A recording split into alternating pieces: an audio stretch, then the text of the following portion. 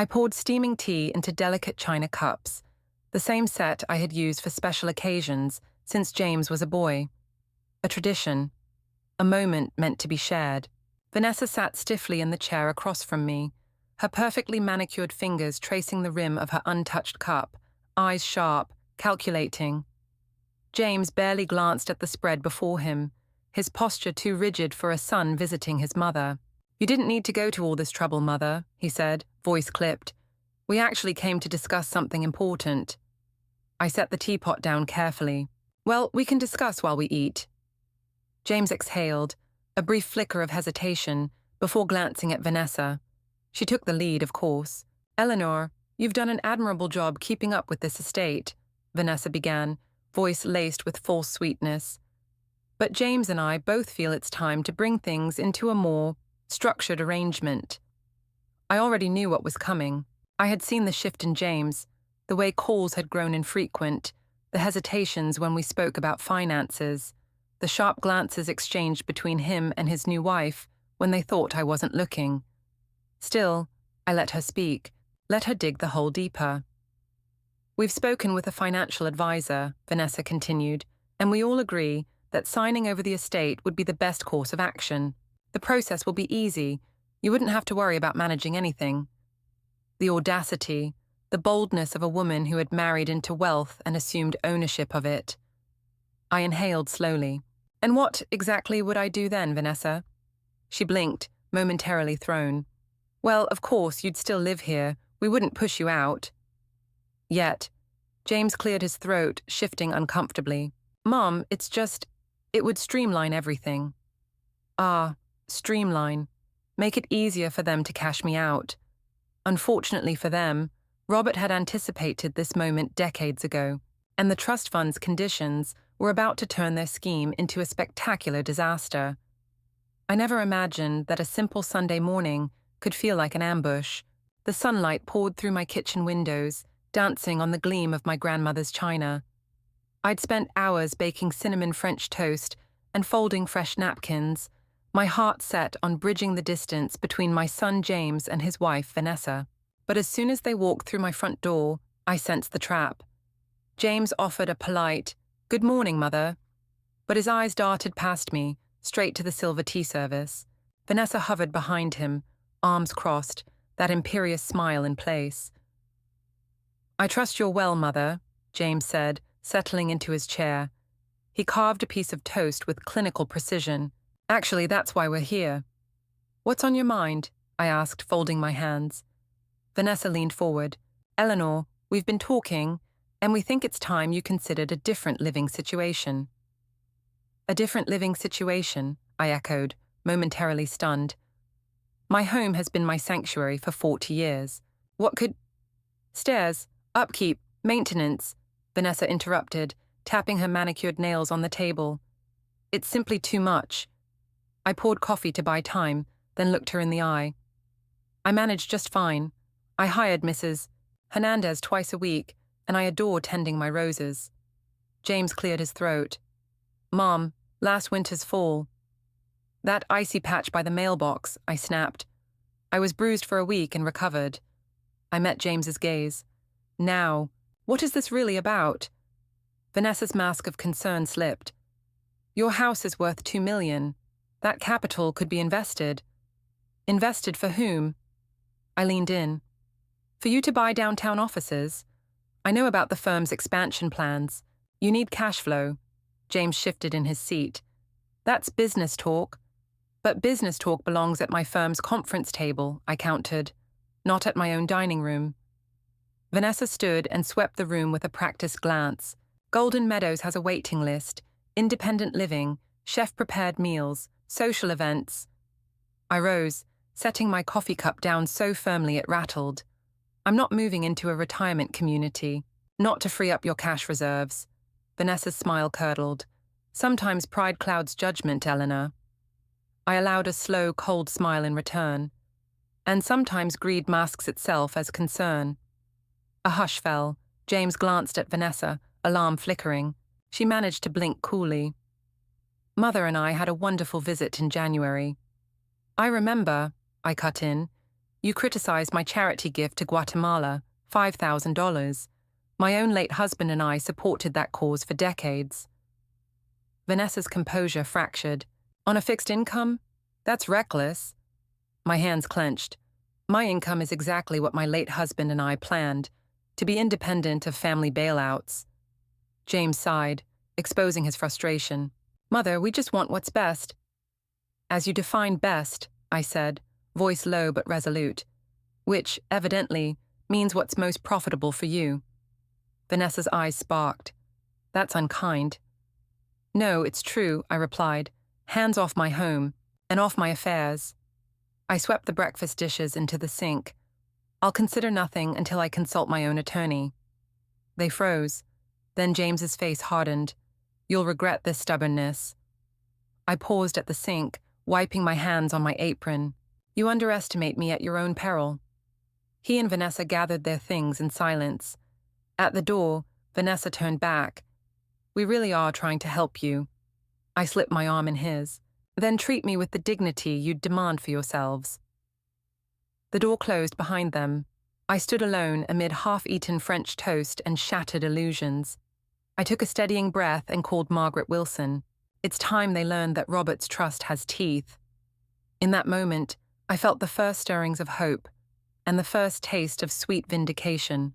I arrived at Margaret Wilson's brownstone office 10 minutes early, my heart pounding with a blend of dread and anticipation. The polished mahogany panels and shelves of leather-bound tomes felt weighty with decades of legal history. Decades, I reminded myself, that my beloved Robert's foresight had outpaced them all. Margaret greeted me in the entry hall with her customary firm nod. Eleanor, she said, her voice soft but unwavering. Shall we? In her wood-paneled conference room, she spread a thick stack of documents across the table. These, she announced, tapping section tabs with silver-rimmed fingertips, are the anti-coercion addenda your late husband quietly tucked into the family trust. You'll notice they weren't in the copy James received. My pulse quickened as I sifted through the pages.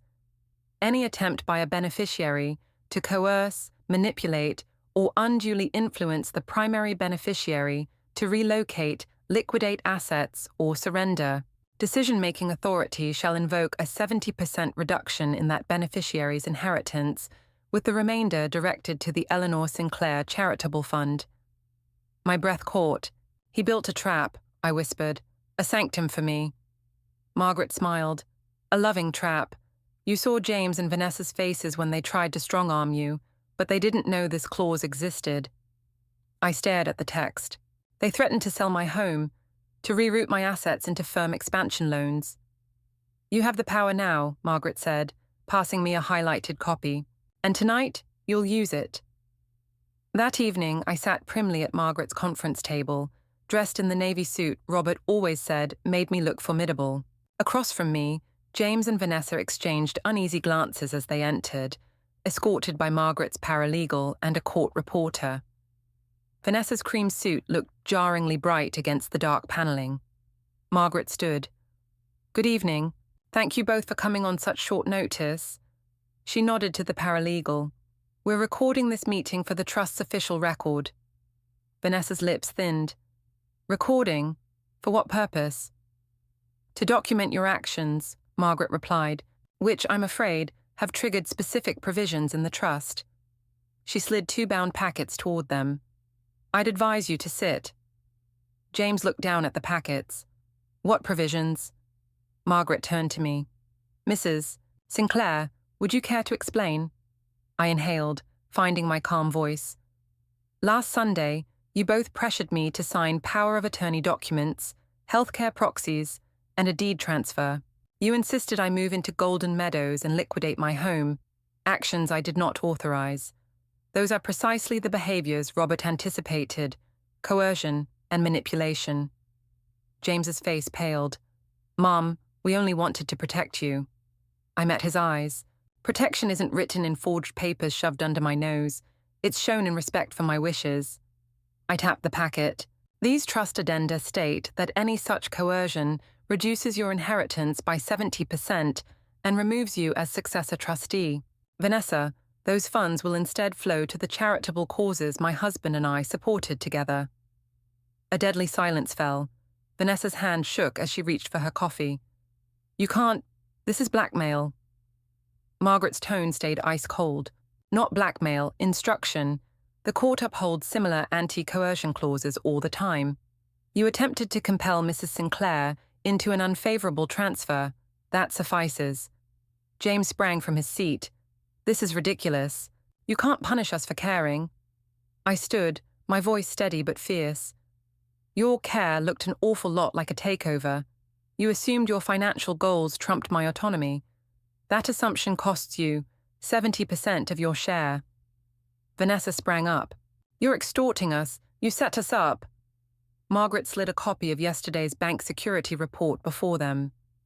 Your attempted transfer of $250,000 to Mrs.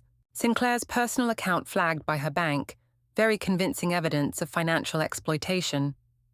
Vanessa's color drained. James covered his face. This isn't us. Mom, please. I shook my head. It was you. A perfect storm of greed and entitlement. Vanessa's lips quivered.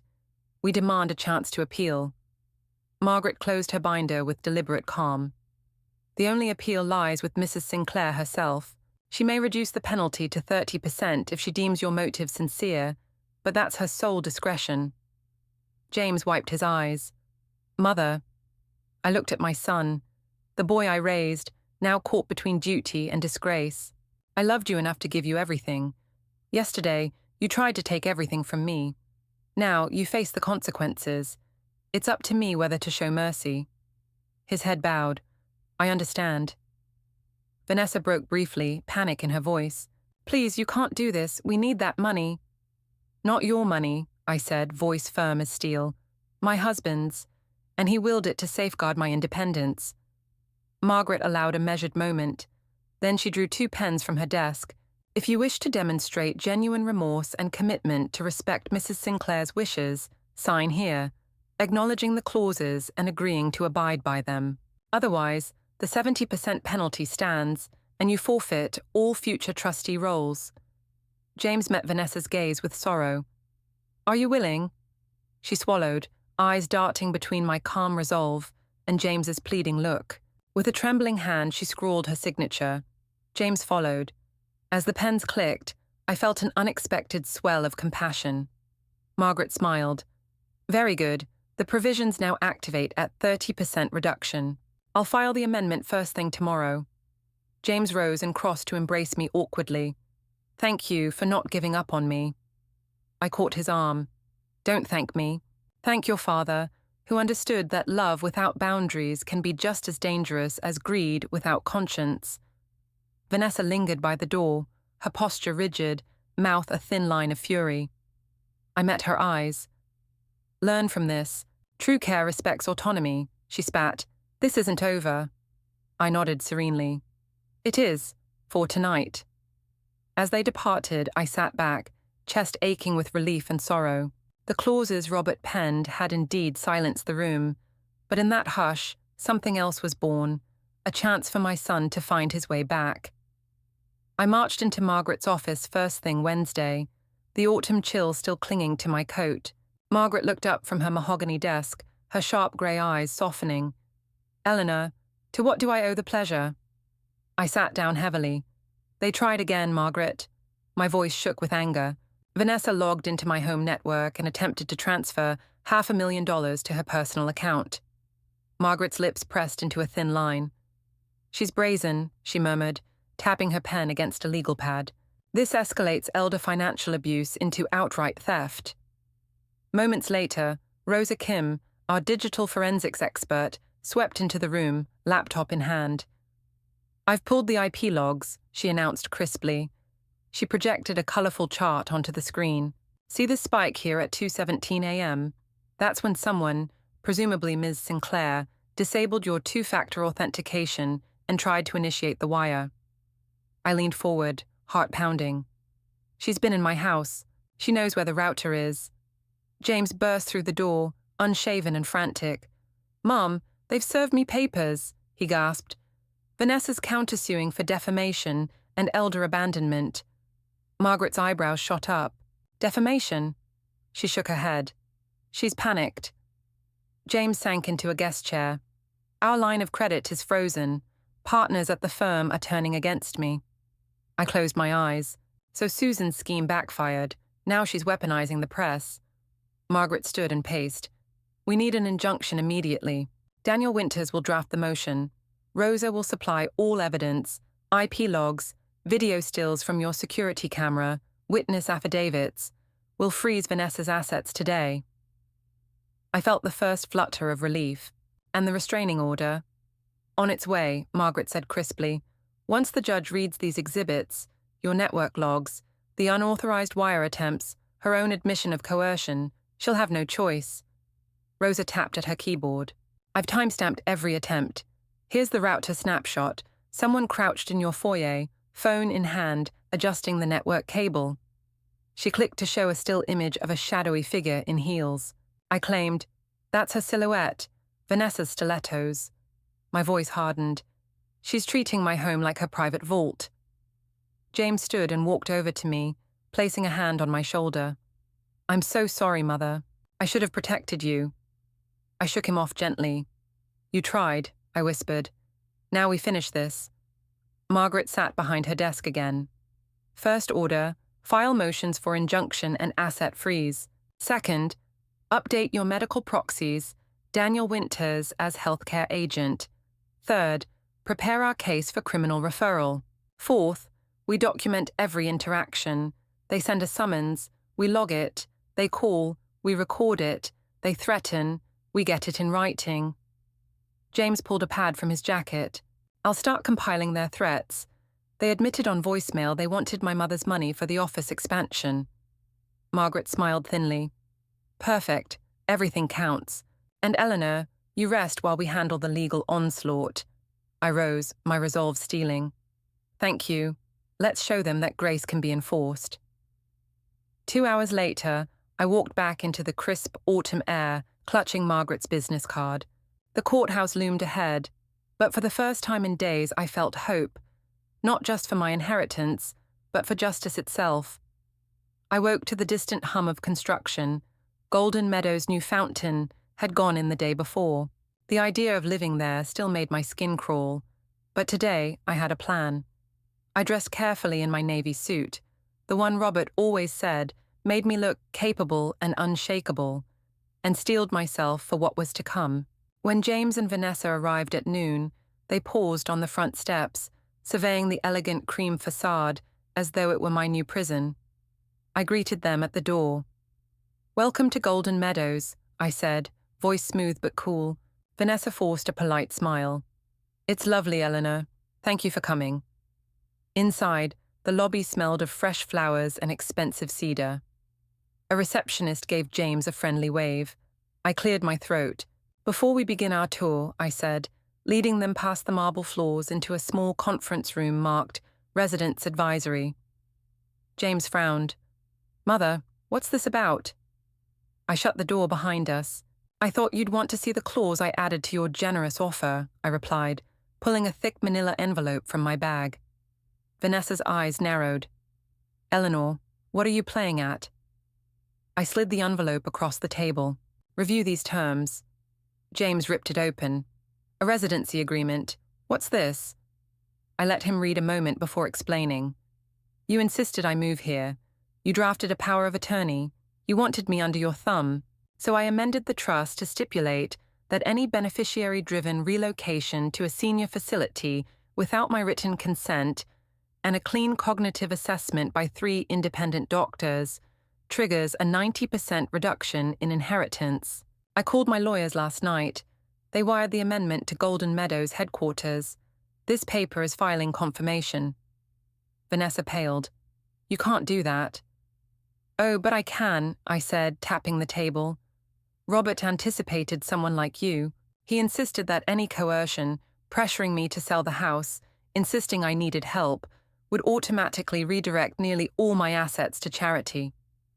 James looked up, shock etched on his face. Mom, this is extortion. I leaned forward. No, James, this is protection. You and Vanessa tried to bully me. Vanessa sprang to her feet, hands trembling. That's not fair. You're twisting his words. I stood too, voice rising. I'm quoting your recorded conversations. You told me last week that if Mom doesn't sign, we'll just override her. You threatened to have me declared incompetent. I have witnesses, transcripts, and signed memos. James clutched his head. I never meant... You meant exactly this, I interrupted. To seize what I built for decades. Silence fell so heavy I could almost hear the fountain outside sputter to life. Then James closed his eyes and exhaled. Vanessa, this has gone too far, he said quietly. Vanessa shook her head bitterly. Fine, do what you must, but don't come crying to me when you're alone in that mansion you sold. I held her gaze evenly. Don't mistake independence for loneliness. I chose my life. I refuse to be forced into yours. She stormed out. James hesitated, then followed. I gathered the envelope and stood alone in the suddenly empty room. I had defanged their scheme with a single legal stroke, turning their coercion into their ruin. My pulse raced, adrenaline pumping, the kind of fierce clarity Robert had admired in me. I stepped out into the sunlit corridor, lifting my chin. Golden Meadows' grand doors loomed behind me. Their promise of care and community had been a trap. But now, the trap was ours, one I had dismantled with love, foresight, and steel. As I walked away, the fountain's gentle roar followed me like applause. For the first time in weeks, I smiled.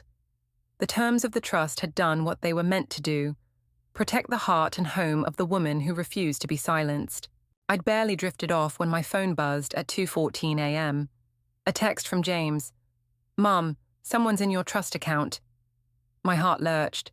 I swung my legs out of bed, grabbed my robe, and fumbled for the light. At the kitchen workstation, under the harsh fluorescence, I logged into the bank's secure portal on my tablet. Multiple failed login attempts stared back at me, all from the same IP address. I recognized it, our home network. My breath caught. Vanessa. The front door rattled. My pulse thundered in my ears as I crept toward the peephole.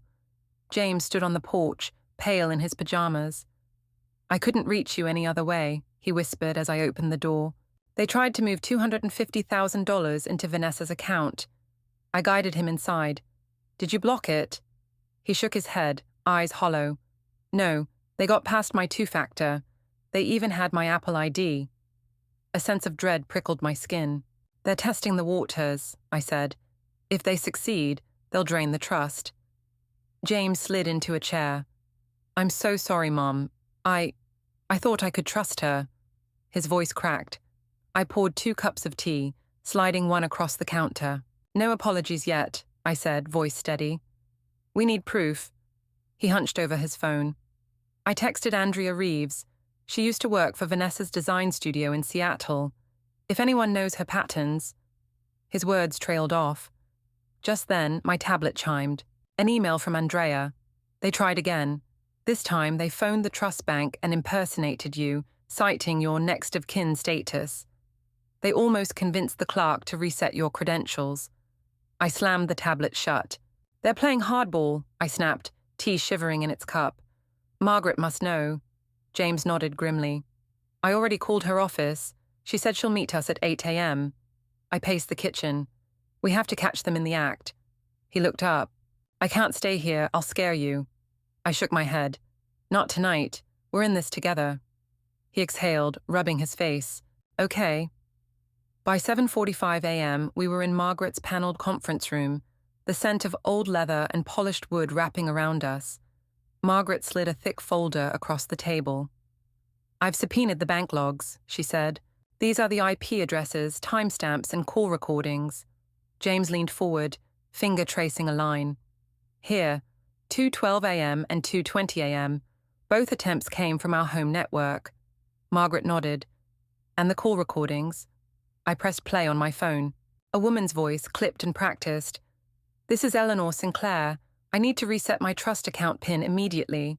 My attorney is flying in, and I must access funds. Vanessa's tone. My blood ran cold. I'm impressed, Margaret said softly. Her impersonation was convincing. James slammed his palm down. That witch. I laid a hand on his arm. Let's stay focused. Margaret continued. Under the anti-coercion clause, 2 unauthorized attempts are incontrovertible proof of coercion. We can trigger the full 90% penalty immediately. I swallowed. Do it. Margaret smiled. No false warmth, but satisfaction. I'll file the motion today. Now, there's one more step. I convened an unofficial family meeting in my living room. James sat stiffly on the sofa. I stood by the mantel, photos of happier times watching over us. "Mum, what's going on?" he demanded when Margaret stepped out.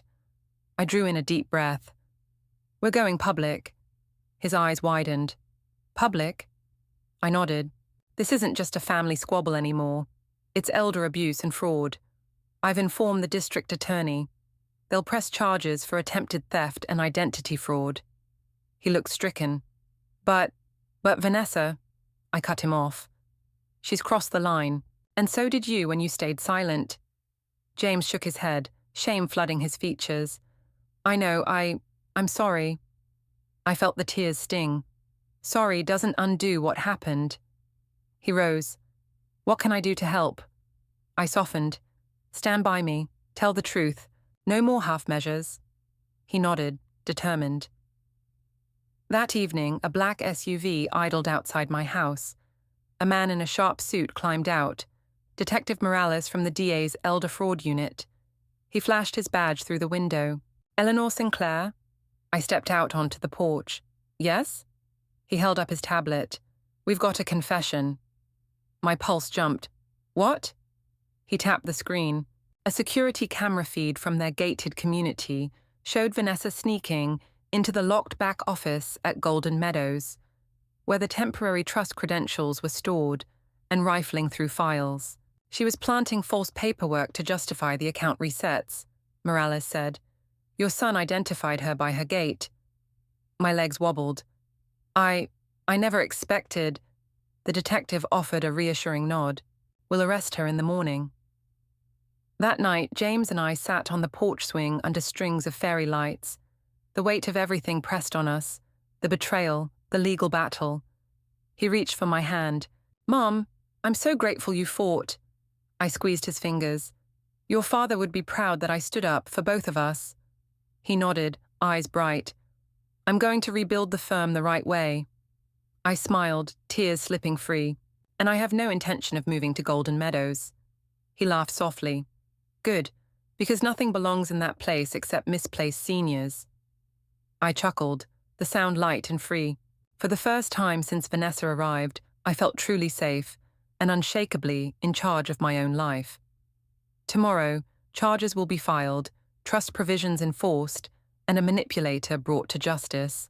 But tonight we simply sat together, mother and son, victorious at last. I thought that after Vanessa's courtroom humiliation and James's redemptive turn, the worst had passed. I was wrong. A week before Margaret called me to that fateful Chapter 8 meeting, I received an unexpected package late one evening. The knock on my door startled me. The hour was late. I opened it to find a small, unmarked box on my doorstep. No return address. My instinct screamed, "Don't touch it." But curiosity, always my undoing, got the better of me. Inside was a leather-bound journal, its cover embossed with the Sinclair family crest. My heartbeat quickened. I recognized that crest from the old albums Robert had shown me when James was a boy. I carried the journal inside, closing and locking the front door. Settling into my armchair, I flipped it open. The first page bore Robert's handwriting, "To my beloved Eleanor. If ever you fear that our efforts to protect you might fail, read this." My breath caught. Every page that followed was dated between 1983 and 1987. Years I'd lived through alongside Robert, yet I never knew these entries existed.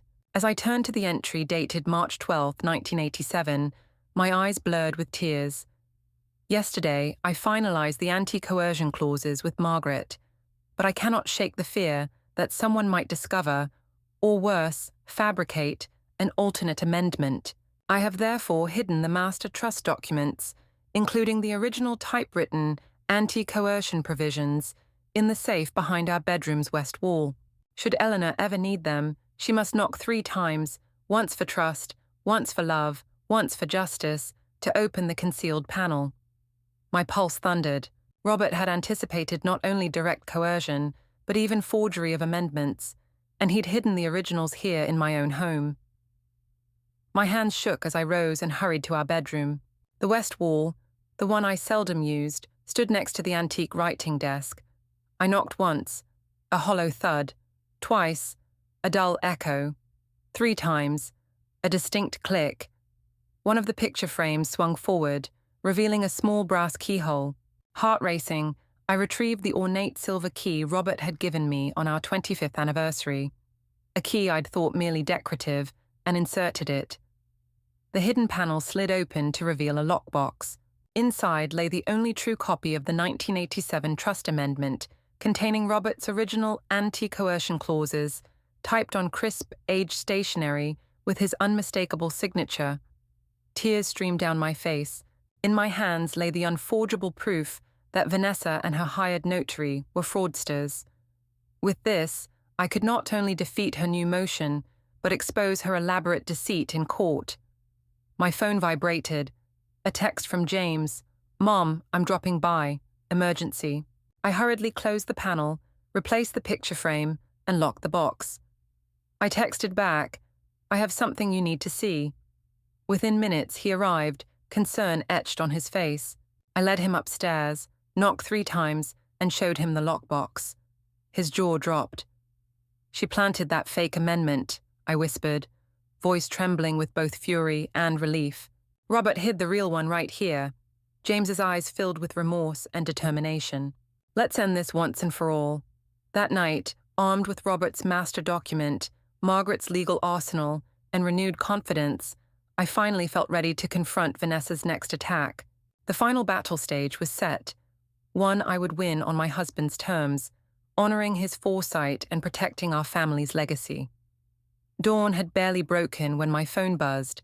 Courtroom 5B, 9:00 a.m. I smoothed my navy suit in the mirror, took a deep breath and whispered, "Today, Vanessa faces the consequences." James and I arrived at the municipal courthouse together. The marble foyer echoed with footsteps. Anxious families and curious onlookers hovered. I squeezed James's hand. "Nervous?" I asked. He shook his head, jaw set. "Ready." Inside room 5B, Judge Harmon presided over the empty bench, his gavel awaiting. Vanessa sat at the defense table, flanked by her attorney. Her face was ashen, mascara streaked. The bailiff called the court to order. Judge Harmon cleared his throat. "State v. Sinclair.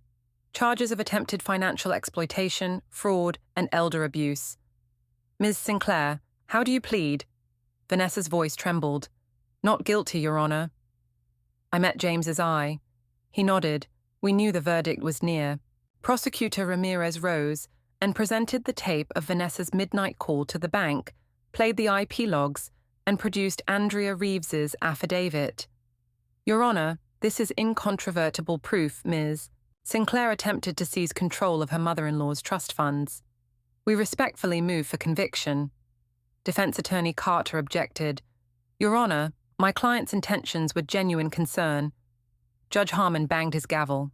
"Proceed." When cross-examination revealed Vanessa's pattern of targeting wealthy spouses, her face drained. Carter stammered, then fell silent. The room held its breath as the judge consulted his notes. "Ms. Sinclair, you have abused your position and betrayed a trusting family. This court finds you guilty as charged." Vanessa's shoulders slumped. I felt a wave of relief so powerful it brought tears to my eyes. Vanessa rose shakily to address the bench. Your Honor, I'm sorry. I never meant to." Judge Harmon's tone was firm. "Remorse is belated. You will serve 12 months probation, complete 200 hours of community service, supporting elder advocacy, and pay full restitution of the misappropriated funds." I exhaled, the weight I'd borne for months finally lifting. James gripped my hand. "She can't hurt us again." Vanessa glanced at us both before the bailiff led her away, her lips quivering. Outside the courthouse, reporters clamored. A microphone thrust toward me. "Mrs. Sinclair, how does it feel to have justice served?" I adjusted my blazer. I'm grateful the system worked. No one should exploit their family for money. James guided me to his car. Let's go home, Mum. On the drive back through golden autumn light, I reflected on the journey, from shocked betrayal to strategic countermove to courtroom vindication. Justice had been harsh but fair. Back in my study, I settled into my favorite leather chair. Margaret Wilson's congratulatory letter lay on the desk. I opened it and read, "Your courage restored not only your inheritance, but your rightful place as matriarch. Robert would be proud." I smiled, stroking the oak desk where Robert's photo stood. Across the room, James began unpacking a box of charity donation notifications from the Sinclair Family Foundation. He looked up and said, "Mom, look, the annual gala raised twice our target. People have been inspired by our story." I crossed the room and embraced him. "Your father always believed in generosity," I whispered, "and you proved that even betrayal can be transformed into something good." James stepped back and grinned. "So, what's next?" I gestured to the open window where maples blazed red. "Tomorrow, I volunteer at the library. The week after, our first foundation meeting. And every day, I plan to live on my own terms." He nodded. "I'm with you every step." I lifted my chin, feeling the crisp breeze on my face. "Together," I said, "always together." As the sun dipped behind the tree line, I realized this was my true inheritance. Family reclaimed, justice upheld, and a future defined not by what others tried to take, but by what I chose to give. I'd thought the worst was over. After the courthouse verdict and the Foundation's triumphant gala, life felt almost normal. The Sinclair Family Foundation's first scholarship recipients smiled at me from the stage. James beamed beside me. Even my hands trembled for joy as I signed checks to support more children's educations. But true peace, I learned, is often the calm before the storm. I was tending my rose garden when my phone buzzed. The caller ID read Wilson and Associates. "Mrs. Sinclair, I'm afraid there's been an emergency." Margaret's voice was tight. "You need to come to the office immediately." My heart sank. "What happened?" "There's a legal challenge to the trust. Vanessa has filed a motion alleging the anti-coercion clauses were improperly added, claiming she holds an original amendment signed by your late husband." I swallowed. Impossible. Those provisions were secret. Only you, Robert, and I knew. Which makes this even more pressing. We have to verify the document's authenticity. Within the hour, I sat in Margaret's panelled conference room. The late afternoon sun cast long shadows across the polished table. Margaret and her associate, Daniel Winters, flanked a frail wooden podium. On it lay a single yellowed page, Robert's alleged Amendment D. Margaret cleared her throat. "This surfaced yesterday from Vanessa's attorney." She handed the page to me. My fingers shook as I read the signature.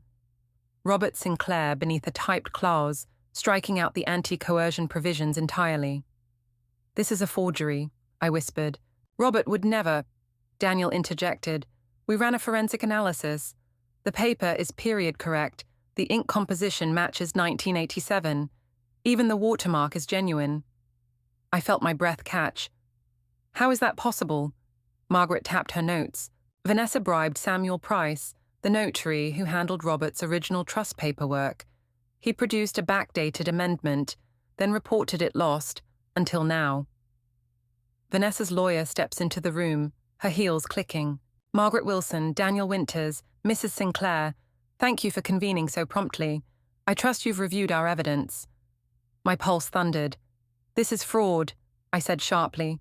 "You knew those clauses were vital. Why forge a document instead of negotiating like a decent person?" Vanessa's icy smile barely wavered. "Decency is for the naive. The Foundation's coffers are flush, and I intend to ensure James benefits fully." I rose, my voice steel. "You've manipulated not only me, but the very fabric of Robert's wishes. You'll pay for this." Margaret dialed Price's cell. He answered with a tremor. "Samuel Price speaking." "Mr. Price," Margaret said, "we have proof you notarized this phony amendment. Be honest. What did you receive in return?" He stammered. I was in debt. They promised to clear my account. Twice I believed them. I didn't realize they'd use it against Mrs. Sinclair. I felt bile rise. You sold our family's legacy for a bank balance. You'll testify in court. Samuel's voice cracked. Yes, I'll do whatever you ask. Before we could discuss next steps, the office lights flickered and the front door slammed. Nancy, the secretary, screamed. 2 masked men burst in, one brandishing a pistol. Margaret Wilson and Eleanor Sinclair. Move. Margaret glared at me. Go hide in my inner office. I'll stall. I obeyed, heart pounding. Through the cracked door, I heard Vanessa's voice, distorted by a megaphone. You think you can ruin me? I'll destroy everything. No court will protect you when your precious foundation is ashes. A thunderous bang against the inner door made me flinch. Eleanor, Margaret hissed, stay calm. The police are on their way. They traced the call. My knees trembled. I clutched the desk. Margaret, what about James? He called 911 when the alarms tripped. Backup is minutes away. Then Vanessa's voice, raw with fury. Last chance, old woman. Withdraw those charges and sign a new amendment giving me full control. Now. Margaret's voice rang out, fearless. Never. You're in violation of multiple felonies. You'll face trial for this. The gunshot echoed, and the scene shattered. I've never felt so helpless, and so determined. As the masked men returned to the hallway searching for us, I braced myself for the climax I knew was coming.